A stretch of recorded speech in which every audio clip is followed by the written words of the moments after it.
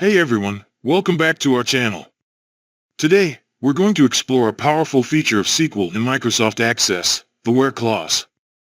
This is an essential tool for filtering your data in queries. Let's jump right in.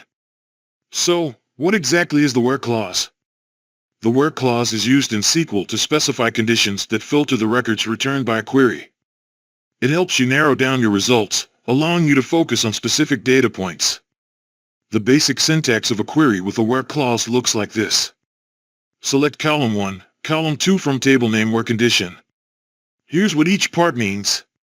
Select indicates the columns you want to retrieve. From specifies the table. Where, this keyword introduces the condition that must be met for the records to be included in the results set. Let's look at a practical example. Suppose we have a table named products with columns for product name, list price, and category, among others. If we want to find all products in the sauces category, we would write select product name, list price, category. And I put product name and list price in brackets because the column name was entered into the database with a space between each word. Okay, then. From products. Where category equals sauces.